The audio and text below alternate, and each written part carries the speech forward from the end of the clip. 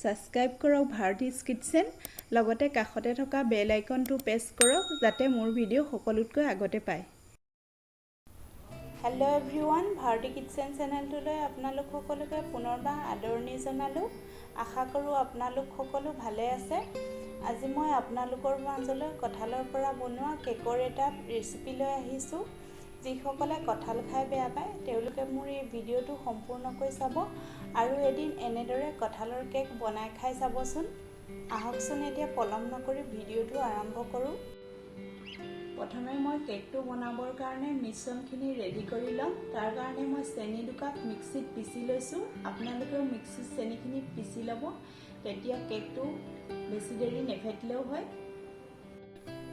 যিহেতু মই কঁঠালৰ এই কেকটো ময়দাৰ সলনি আটা দি বনাম আৰু লগতে কুকাৰত বনাম, গতিকে আপোনালোকে ভিডিঅ'টো সম্পূৰ্ণকৈ চাব আৰু এদিন এনেদৰে বনাই নতুন সোৱাদ লৈ চাব পাৰে।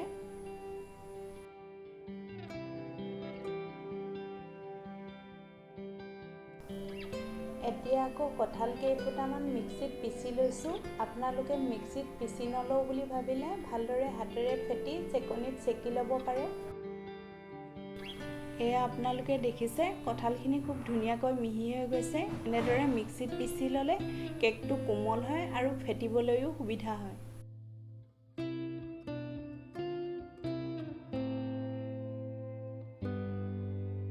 এতিয়া আকৌ এটা বাটিত আটা 1.5 কাপ, চেনি 1.5 কাপ, লগতে বেকিং পাউডাৰ আধা চামুচ আৰু ইলাচি গুড়ি অলপমান দি এই গোটেইখিনি ভালদৰে মিক্স কৰি ল'ম।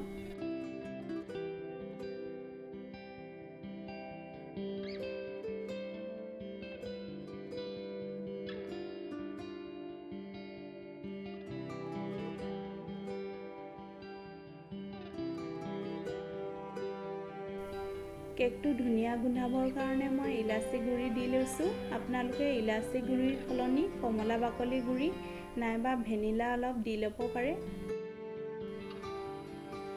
চেনি আৰু আটাখিনি মিক্স হৈ গ'ল। এতিয়া এইখিনি ফেটিবৰ কাৰণে ডাঙৰ কণ্টেইনাৰ এটা লৈছোঁ।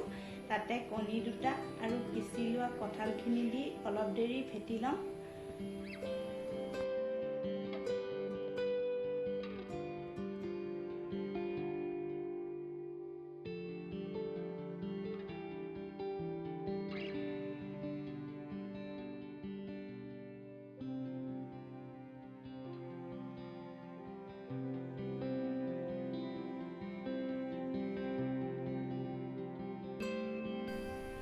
এয়া আপোনালোকে দেখিছে গোটেইখিনি খুব ধুনীয়াকৈ মিক্স হৈ গ'ল। এতিয়া ইয়াতে ৰুকি লোৱা নাৰিকল এচামুচ দি লৈছোঁ আৰু এই গোটেইখিনি ভালদৰে মিলাই ৰিফাইন আধা কাপ দি আকৌ কিছু সময় ফেটি ল'ম।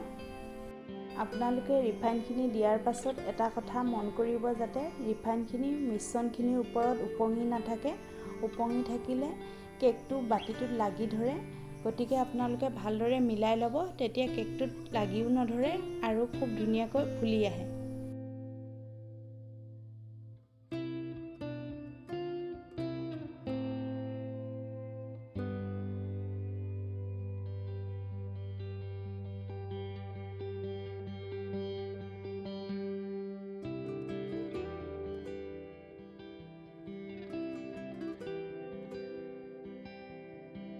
কেকটো বনাব পৰা হৈ গ'ল, সেয়েহে মই এলুমিনিয়ামৰ বাচনটোত অকণমান ঘি সানি লৈছোঁ আৰু ইয়াতে বগা কাগজ এখন পাৰি মিশ্ৰণখিনি ঢালি দিম।